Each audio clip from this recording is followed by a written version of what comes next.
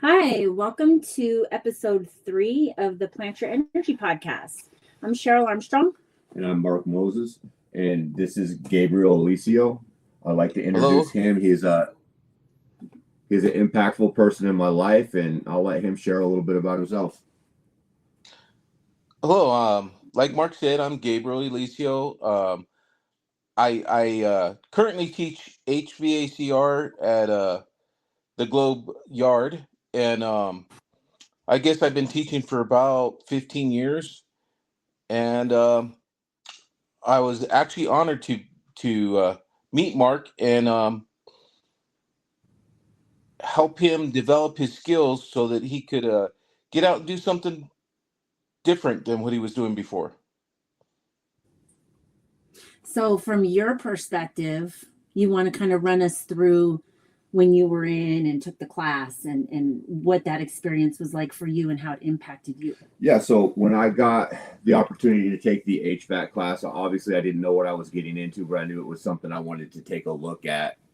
From the very first day I met Gabe, he was friendly enough, but he was on point with what he wanted to do. You're going to be here on time. You're going to be here early. You're going to stay focused. You're going to do your job. It's not just a class, it is a job. And it kind of helped prepare the ones who wanted to take it seriously, build habits for a good work environment. You know, there's not a day that goes by where I'm not clocked in and ready to go at least an hour before I've got to go to work. If I have a daily meeting, I'm there 30 to 45 minutes before that meeting even starts, and it's every single day. Yeah. Sometimes I tell him, why are you leaving so early on his meeting days at the shop? Because he leaves well ahead of time, and he's like, oh, he tells me, oh, you only want to be 10 minutes early somewhere. I'm like, yeah, not this guy. Mm-hmm. Not this guy. Got to be early. Yeah. So would you say that you credit him with helping you develop that skill? Yeah, that's one of the many skills. Obviously, there's a plethora more, and we'd spend all day discussing the skills he was lucky enough to get to teach us. So Gabe was pretty cool. He was a good conduit to a lot of people's success, not only while we were there, but after we left as well. There's been close contact with several other people, and you could see just the impact this one person has made through the class. He could have just ran the class, came in, did his hours, taught out of a book, and left and went home. But the people that were actually there, seeing that he cared about what he was doing and trying to help people progress their lives, he's made a really big impact. So I guess my question for you, Gabe, would be, have you always had a full awareness that you were having this type of impact beyond just teaching an HVAC class? You know, for me, it was always, um, people can learn a trade or skills that will get them a trade, but that won't keep them in that trade. I've known several people throughout my career in my lifetime that were really good at doing their job, but they had so many other issues that kind of set them up for failure. And my whole thing was, if I'm going to teach anybody anything, first of all, I got to kind of show them how to be an an exemplary employee. And part of that is just like Mark said, you got to be early. My whole idea in class is at least 15 minutes. If you're there 15 minutes early, then you're on time. If you're not there 15 minutes early, you're late. And I have several guys that show up half an hour, 45 minutes early, and it's just to show that, how do I say this? It's to show, number one, you're engaged in whatever you're doing. Number two is, that's the kind of person that you want to be. You want to be ready for anything that comes up when it's called upon you. And I can tell you, you doing what I do. It's kind of difficult because working in the yard, everybody kind of has their own views of employment or what was their employment prior. and a lot of them weren't successful, and that's probably why they ended up where they're at, you know. So trying to skill somebody that situation alone is kind of difficult. Mark could probably tell you that, you know, it's not always easy to get there early, especially like on our yard. But you know, those that do, you know, that they want something more, and that's what I hope to run across and help develop that something more for them. Sure. I really like that you brought that up. That is actually something that you said. I wrote about that in my book. I talked about how there's such a high value in vocational programming inside the prisons. However, you can have a long list of job skills and they mean absolutely nothing if you haven't put in the work to do that character development and change the way that you're operating in each moment. Correct. Oh yes. Yeah, so that's something Gabe runs into a lot. And while I was there, I happened to be blessed enough to help with the class for several years. And you could see the people that are striving for more, the people that maybe want it, and the people that just aren't interested. They think a certificate's going to do something for them when realistically we got on people constantly. And even to this day, I'll still kind of go back and let them know that, hey, that certificate doesn't mean nothing. It's a piece of paper with your name on it. Right. If you don't put in the work, you're not going to get the work. And it's kind of hard. You got different people, different avenues, and there's just it's tricky to kind of rein everybody into one goal, one purpose. Oh, it extremely is, you know, and actually, you know, I have classes and I have several students that start out in classes, and I have very few that actually complete the entire course. Mm-hmm. You know, it seems like every semester we lose about half of them. Yeah. And that's why I created what I created with Plant Your Energy, because I believe that's the missing piece. We have all these really cool programs. I know at least in Colorado, and they're doing a lot of cool stuff in Arizona, where there's these opportunities to develop this job skill, get out and get, especially for the men, to get a killer job, making great money, that they can really build a new foundation upon that. But they're lacking all these other life skills, and they don't want to be responsible, and like you said, they don't want to show up early, they don't want to follow through, and they don't have that self-discipline.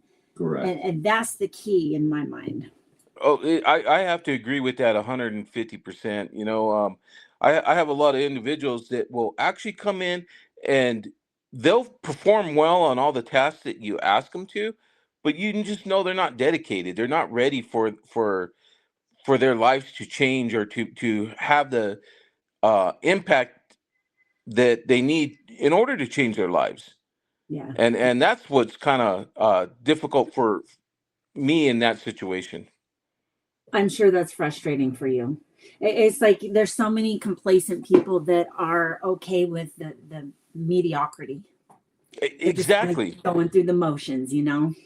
That Yeah. and entitlement, man. I got to be honest with you. This, you know, a lot of people feel entitled because they're them. They should just automatically get whatever they want, you know, and they don't understand that you have to earn that. You got to show that you're earning that. You got to show that you have some desire to do more than what the mediocrity is. Yeah, so that's kind of like one of the we got many big things with the company I work for that they're looking for in people, right? One of them's hungry, humble, and coachable. The other one is don't be lame. Now, I know in prison, lame means something totally different than it does out here, but lame means lazy, arrogant, entitled. Those are three big ones right there. Yes, Mediocre, sir. you know, and You know, arrogant. You can't be any of those things. you really can't. You know what I mean? There's just not a place for it in the workplace. You know, and a lot of people don't understand that. Yeah. I agree. So after you talk a little bit more about what you guys have got going on, because you did mention that you go back in now. Yeah. So Talk about that a little bit and what you share when you go back in. yeah, me and a couple other guys have gotten pretty lucky since we've gotten out. We've been very successful in what we're doing, and it shows. So, and it's shown in there as well. Like the opportunity we were given, we earned while we were there. We built the groundwork while we were there. We contributed to the class. We contributed to the growth of other students. We showed that we cared, and when we got out, we built on that on our own. We were able to start coming back to the prison. I was within the first 6 months, I was already back in the prison. Luckily, I wasn't on probation, parole, none of that stuff that would hold me back from that. So I was able to come back immediately for the next graduating class. And then every single graduating class since then, me and a couple guys have been lucky enough to go back into the prison, talk to the guys, bring hope to the people that are actually there, trying and try to build up hope and a good mindset for the people that think that it's possibly not possible. Yeah. You know, what we're trying to do is let people know that, hey man, you don't have to keep doing the same thing you're doing. There's better opportunities out there, and you can have a meaningful life if you put in the hard work to get there. Mm-hmm. You know, from my perspective, I was actually lucky enough to have Mark in one of my classes, and I saw his desire to Three. well, yeah, but I mean, initially it was one. Yeah, initially, yeah. So to be honest with you, I mean, in that one, I saw the desire in him to get out and do something that he felt was meaningful in his life. You know what I mean? And that's when you know I kind of started looking at him, and there's a few others that were in the same boat as Mark, you know, but I started like, you know, this guy can really demonstrate what it's going to take and what it's going to need. You know what I mean? And this is kind of funny because, like I said, it was the first class that I kind of picked up on that from him, and you know, I just kind of tried to help him grow with that.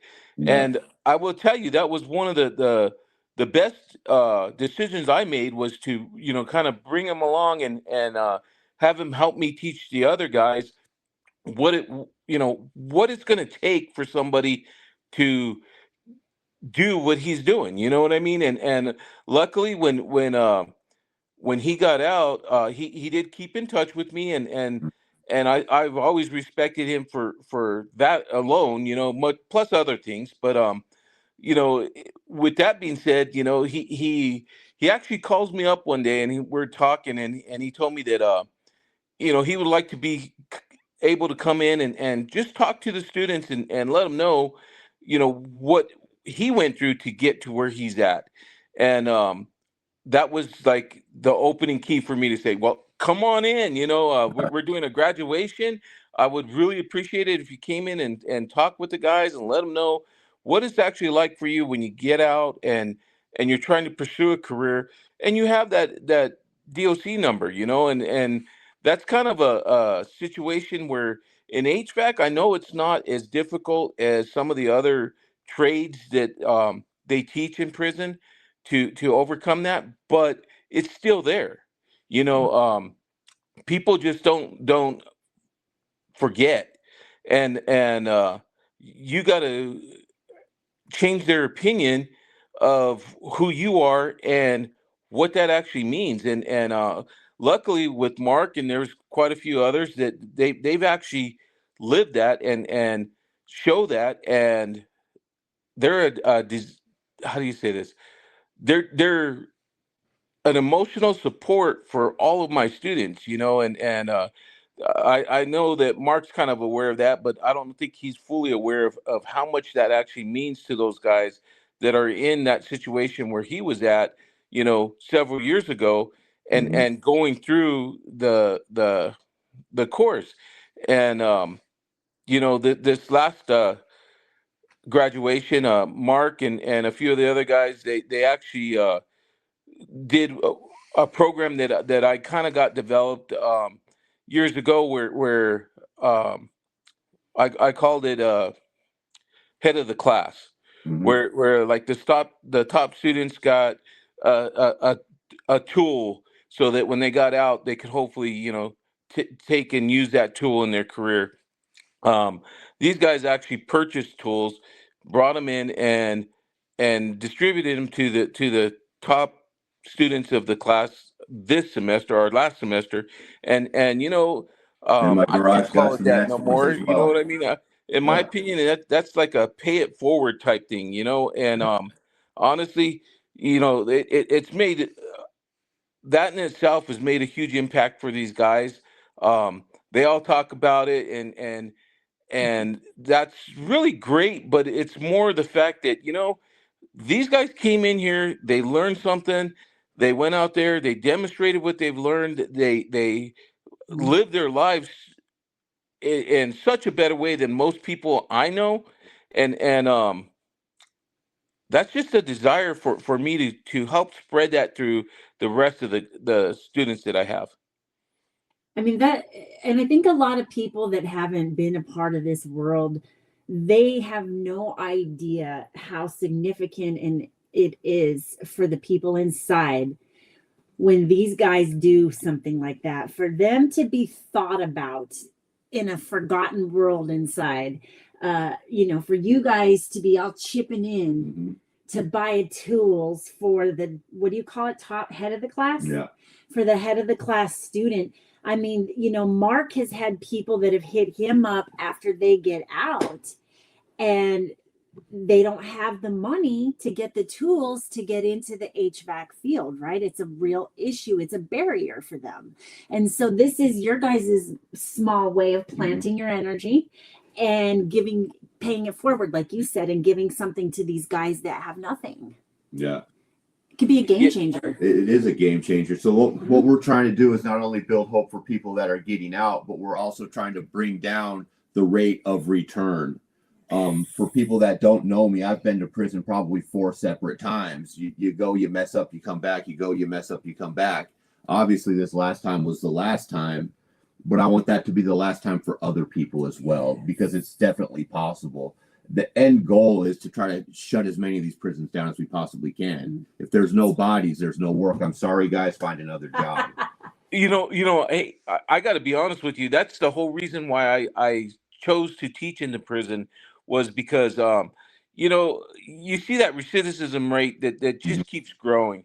And I have family and friends that have been to prison. They get out, they go right back in within 6 months, within 3 months.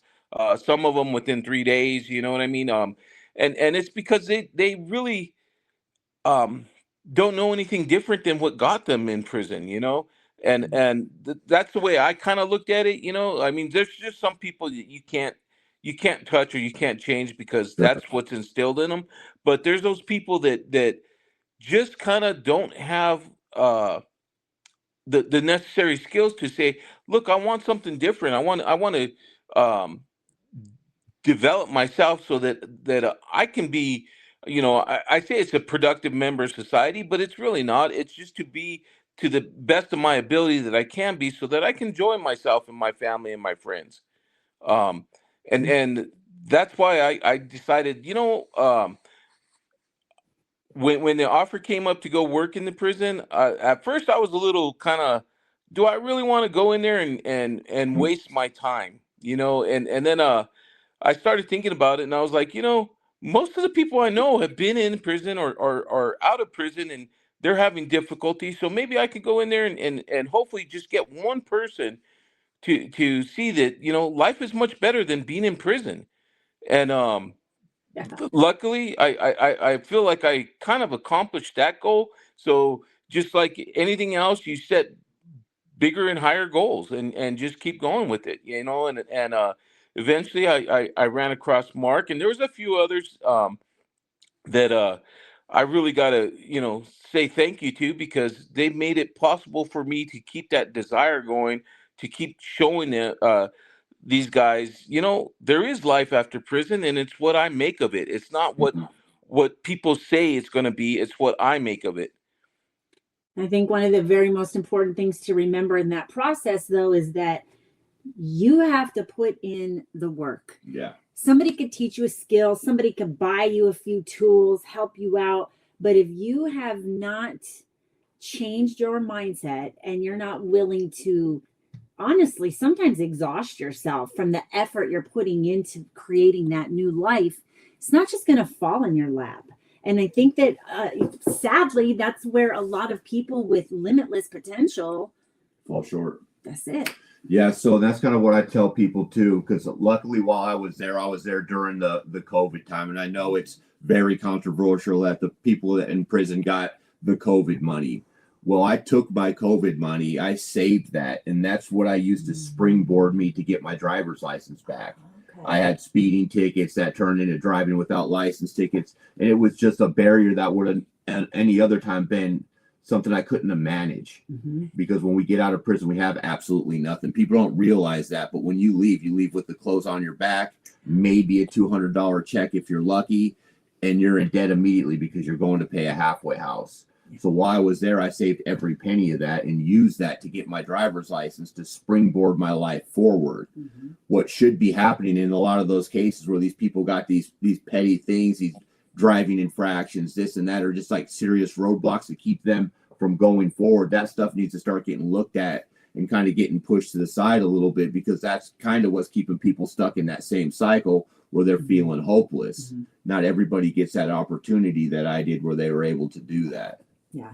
And there are resources out there now, like New Freedom, for instance, where there are people that they help people coming out get their fines taken care of and, you know, how people get back on their feet. But not everybody goes to that place, or, you know, some people don't know if that's an Arizona thing, right? You've got a whole country of where this is just like a serious issue. Correct. And it's still at the court's discretion. So obviously I went to New Freedom as well, and I was trying to work that avenue to have them dismiss my stuff so I could use that money instead of paying off my license. I could use that for the tools I needed.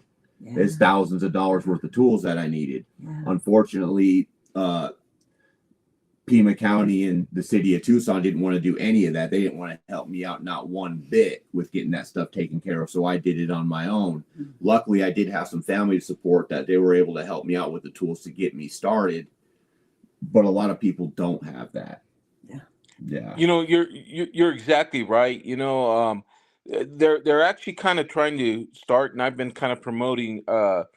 They have a gentleman that comes in and helps people with fines and points against their licenses, so that they, when they get out, they can get a driver's license again, and hopefully not be in such that deficit that a lot of the gentlemen that are in prison have, where they get out and they can never afford to get their license back, so they end up driving around without a license. You know, even if they're working, they're probably not going to get an HVAC job because you have to have a license, you know. Correct. So they're running around, you know, working whatever job they can find, and then they get pulled over without a license. So now they're a convicted felon. They're probably on parole, probation, or something, and they just violated, you know. And that's one of the many things I tell these guys, you know. With that being said, there's a gentleman that comes in and helps them kind of make payment plans set up so that when they leave, you know, if they can't get their fines abolished, then they can actually make they have a payment plan set up so that they can actually get out, get their license, and pay off their fees in time. Um, and I think that's a step forward, but I mean it's kind of a little difficult to do that as well. You know, there's a lot of things that people don't really realize, and I don't fully realize either, but I know there's that problem, and it's one of those things that, you know, you can't really take and abolish everybody's, you know, situation like that, but I think if they have that desire to do something different, they're going to get there. It just might take more time, you know. But hopefully they keep that hunger going until they can actually get out there and do it and feed that hunger, you know. Yeah. I'm always telling people that I talk to that, you know, give yourself some grace and be patient, because this is going to be a process. You know, it takes, as far as character development goes, that's a lifelong process. Mhm. You never finish that, right? Hopefully you're not anyways. There's always something to continue to work on within yourself. But as far as like being successful, as far as building a career, I mean, even for Mark, you can keep going. Yeah. You could build off of what you've got, but what you've got is absolutely incredible, right? Like we bought a house a year and a half ago. He owns a car, and it's not all about the money, but money is a factor in having a sense of peace and security when you get out of prison and you're out here trying to build something. And so he has worked his ass off to get there. And I'm really proud of him. And it just is a strong example of the ripple effect of planting your energy, because you play a big part in his success. And now you guys are collaborating to pass that to other people. And it's just really powerful and beautiful. Mhm. I like I said, I'm so impressed with quite a few students, but Mark is one of them. And while he was on the yard, Mark was a very what you see is what you get, and he held that not only for himself but for others. And to see what Mark has kind of developed into is just astonishing to me. He's kind of taken that and said, okay, look, um I get that you have bad days, you have good days, but you got to keep striving, and that's one of the real impacts that Mark and a few other people really demonstrate to people. If I can do this, you can do this, and Mhm. and that's really powerful in itself. And I really commend him for doing everything that he's done, and changed his I don't want to say behavior, because it's not really a behavior. Change his whole attitude. He, Mindset. So, Yeah. Gabe, real quick, I know they have other HVAC programs throughout the state of Arizona in the prison system, but yours in particular is a little bit different because obviously you get to teach the program. You got people coming in to talk at the end of the program, but you're also getting real world experience with these guys because they are now allowed to go and actually work on and put their hands on, even install equipment out there. That's something a lot of these other places don't get to do. Gabe laid the groundwork, and he's been so good with the process and how he's running his class that they're actually getting hands-on experience. They're able to go out, they're able to fix this stuff, they're able to install equipment when it comes up, and they're trusted to do it. You want to tell us a little bit about that?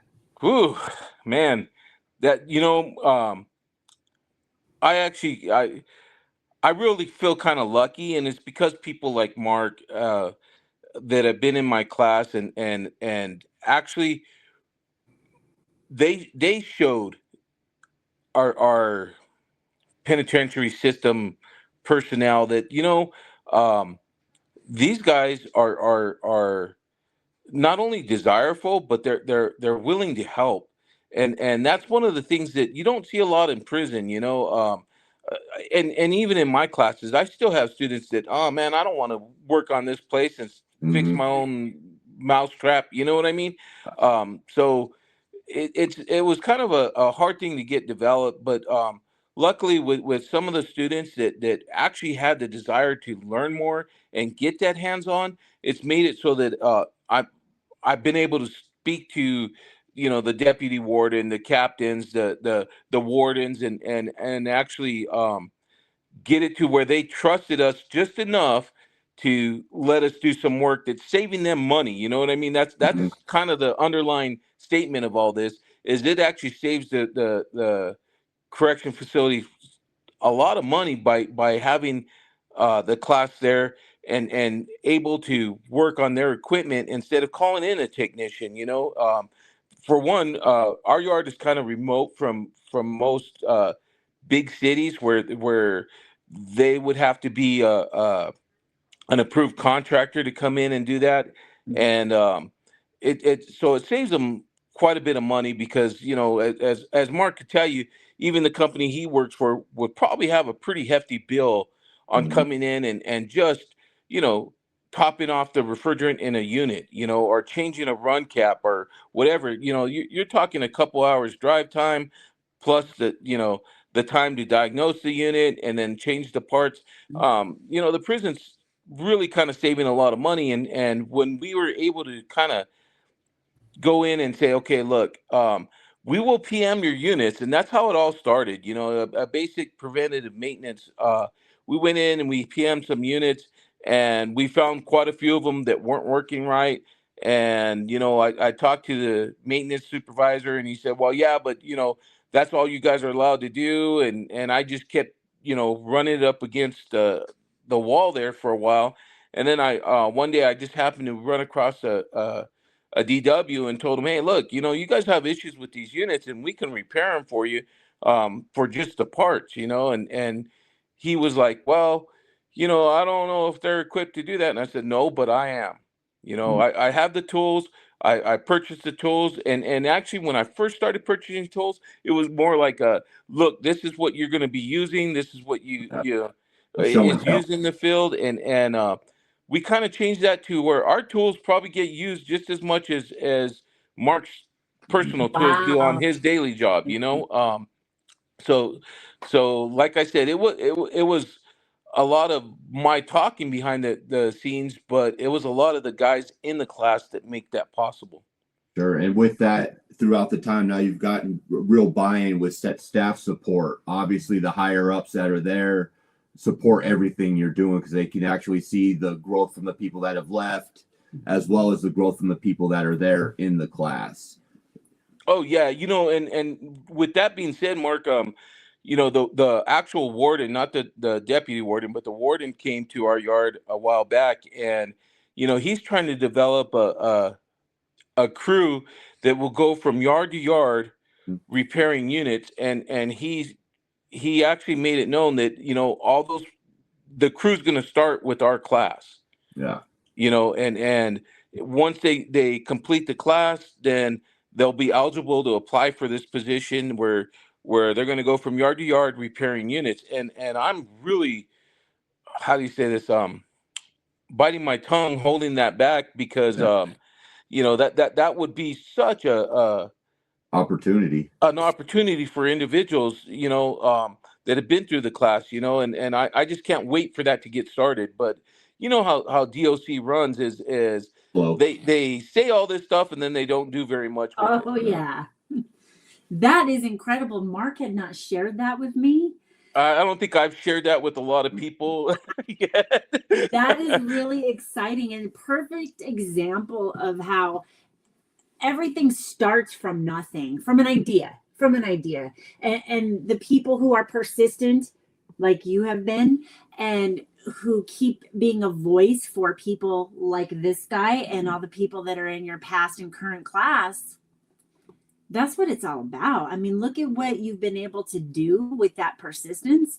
That's really exciting. And to get these guys some more hands-on experience before they walk out and get into the field out here. Just got to get them to buy into it because obviously, like, we get stuck in our comfort zone. Nobody's going to want to uproot themselves and go from yard to yard to yard to yard. But the opportunity long term that they're going to get from that, it's unmatched, right? You're going to give up a little comfort today in a place that's not comfortable anyway for the opportunity for exponential growth down the road. Hopefully these guys take up that opportunity when it does come and they make the most of it and keep moving it forward, because that's the end goal anyway, is to move something forward, leave it better than when you got there.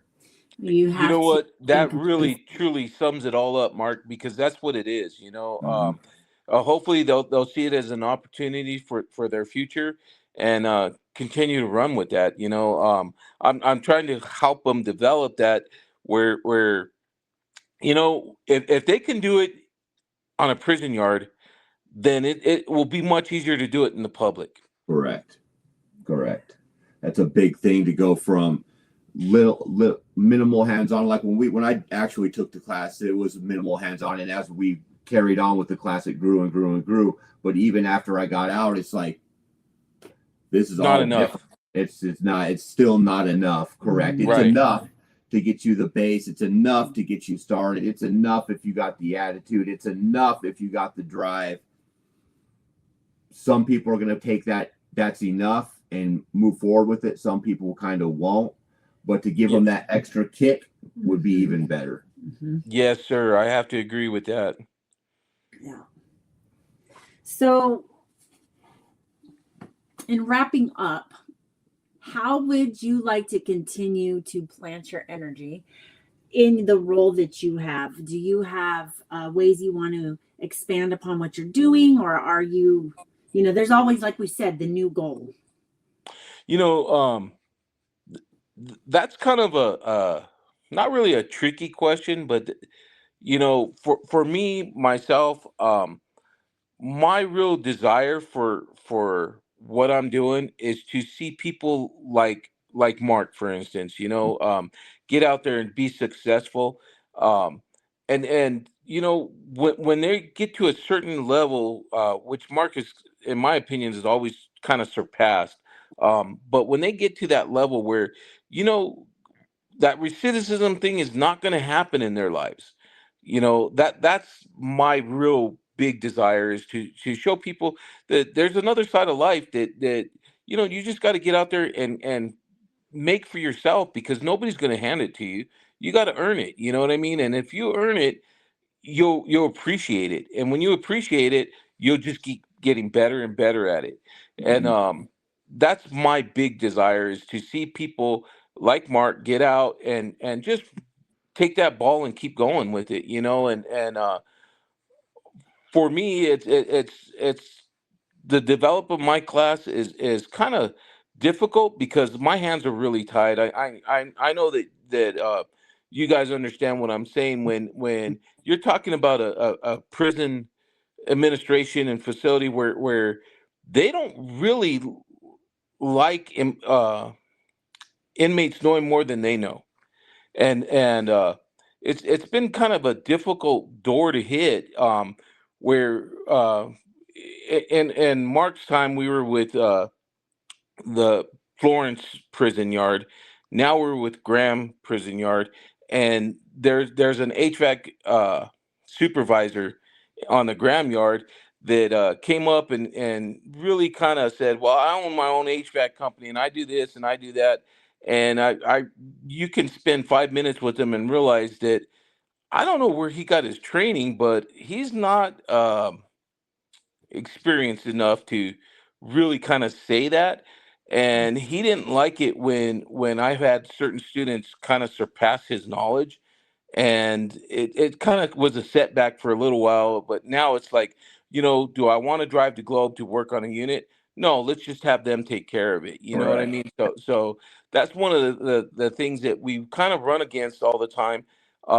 But it's something that's kind of changing, like I said, because the the warden from the whole complex came in, and he kind of made that statement, and he's working on that, and hopefully he'll get the ball rolling on that, which kind of means that these guys are their abilities have shown enough to the administration that not only can they be trusted to use these tools, but they can use these tools in a beneficial way for the prison and for the other uh, students that are there that have the same desire and can take that experience and grow from it. So hopefully that will kind of gain some highway there, and be a future path in which um, we were trying to pursue. But even on our class, I try to do so much more than um, the other classes, and it's kind of because when these guys get out, they already have that whole persona about, oh, he was in prison, and people don't realize that a lot of people around you have been in prison. You know Mhm. what I mean? So they're kind of looked down upon. At least they were when I was in the trade. You know, so they have something to prove from the get go, and the more knowledge I can give them and the more hands-on experience they can get from me, the better off they'll be. So we've kind of implemented a few things that Mark has actually been a part of, and it's one of those things that I would like to continue to grow, but it's kind of difficult being where I'm at. I know that there's private instructional schools that they have a whole lab set up for split systems. They have a package units, chiller systems and all that, which we don't have there. But what we do have is the experience to get a really good foundation in comfort cooling. And that's enough to get you in the door. We do have a couple of low temp stuff that we work on. We've actually replaced a walk-in freezer, and stuff like that, where they can at least see it and be a part of the work on it. So it really kind of helps bring what they've learned in class to reality. You know what I mean? And that's what I kind of hope to keep continuing with them and showing them the newer stuff that's out there, because none of our units are really new, and even when they purchase new equipment, it's kind of the same old thing. You might get a high efficient unit every now and then, but most of the time they're the old standard air conditioning units, that are kind of getting outdated. Yeah, but that at the end of the day, that doesn't matter. You could go to the expensive school where they got all the equipment and stuff. I've seen the people that come out of those classes. I've also seen a lot of people that are already in the trades, and I've seen people that have actually come out of your class that absolutely blow these guys away with the little knowledge that they do know. Their hands and feet already above the people that came from the fancy school that they paid for that they didn't pay attention to. They're better than the people that have been in the trade 5 to 10 years that just want to go change a part and move on because they already got that hunger and they've gained as much knowledge as they possibly could. So the program you're absolutely running is fantastic and it helps people grow. It's just the ones that are willing to grow that get there. That's the catch on it. Mark, you're so right, because that is the catch. You know what I mean? You can show them everything, and unless they want to take and run with it, it's not going to go anywhere. You know what I mean? So it's kind of a difficult tight line to kind of walk through. Is this person really going to take what I'm showing them and use it for their future, or are they just playing the game? Sure. One of the things that really kind of disappoints me about our courses is that prison looks at it as a major program. And then when you have major programs, you lose some points so that you can get an early release or a Senate bill or something like that, where they might get out a little early if they have a major program. So they're in it for that. They're not Okay. really in it to grow themselves, and Yeah. that's the difficult portion from being in the yard, you know what I mean? And hopefully the ones that are in there to get out and grow are able to do that. For instance, Mark, I remember a conversation we had where we were talking about what you did prior to going into the yard, Mm-hmm. and you were an equipment operator, Mm-hmm. and you were to the point where you had that back pain from Mm-hmm. driving equipment every day. That, trust me, I've been there. I mean, it's painful, and you didn't really want to go back to that. I mean, that's a great career too, don't get me wrong, but I understand that. I've worked on all different types of construction. I had a GC license for a while. I did general construction. I All that, where when it came down to, and this is actually what happened, is I was teaching construction classes at Globe Yard, and of course, the prison wanted a masonry course. Mm-hmm. So the college said, yeah, we can do that. So I was teaching masonry courses out there, and let's face it, that's a rough, labor intensive job that nobody wants to get out of prison and go working in masonry. Um, and with that being said, they were kind of forcing people to take that class, and I don't agree with that, because unless you have that desire to do this, there's no real buy-in for it. And with that being said, I kept telling them, well, let's do something different. Let's do something different. Let's do something different. And they didn't really want to pay attention to that. So I went to my dean and told him, I think I'm done at the Globe Yard. I'm gonna, hang it up, and I'm gonna open my own business again. And he was like, "No, don't do that. Don't leave me. Let's pull out of that yard. I'm gonna send you to Yavapai." So I went to Yavapai County during COVID, because it was right before COVID when this occurred. And he goes, "What do you want to teach?" And I said, "Well," that was kind of a tough decision because construction I felt real comfortable with. I did that every day. I did HVAC as well, but construction was my main focus.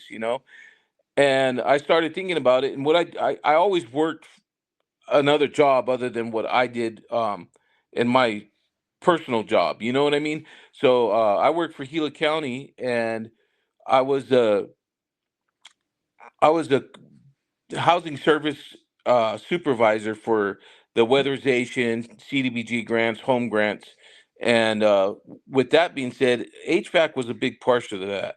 So Mhm. I had to become a QCI inspector for the HVAC systems, and actually for the whole program.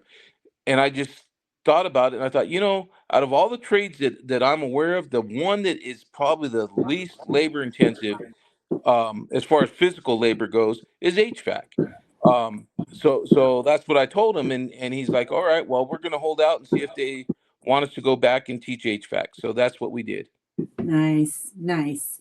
Well, I want to say thank you for coming on today. We're going to wrap up. If you'll stay with us for just a moment after we end this. And this far surpassed my expectations. It was a pleasure to have you on. Thank you for sharing your experience and your knowledge. Yeah, you're wonderful. Thank you guys, and both of you guys. Really, you're a credit to everybody. And I really appreciate everything that you guys have done and what you guys have shown and the lives that you live, to show people that it's all possible. Thank you so much. Thank All you. right, everybody, join us for our next episode. Have a great day.